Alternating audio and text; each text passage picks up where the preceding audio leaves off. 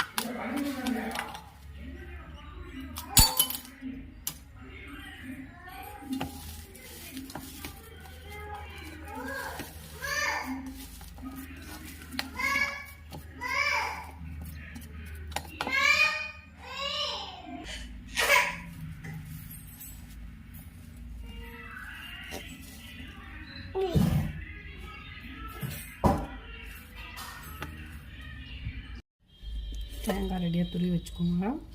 அதுக்கப்புறம் நம்ம புட்டு மாவு வந்து 20 மினிட்ஸ் கழித்து பார்த்திங்கன்னா இந்த மாதிரி ஆகிடும்.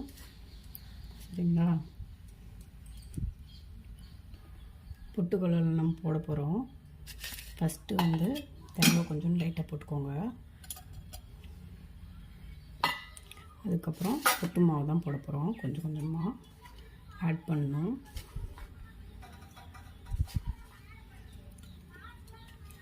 ஆட் பண்ணியாச்சு.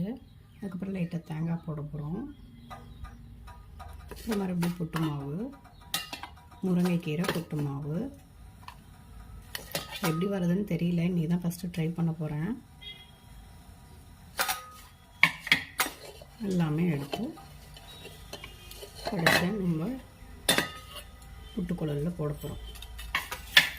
கடைசியாக நம்ம வந்து தேங்காயும் ஆட் பண்ணிக்க போகிறோம்.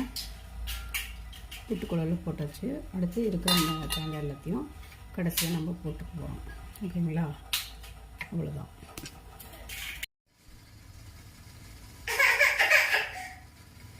ரெடி ஆகிடுச்சு. நம்ம வந்து இப்போ வந்து இது பண்ண போகிறோம்.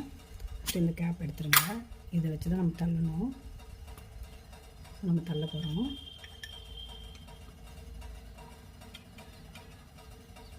செம்மையாக வந்திருக்கா?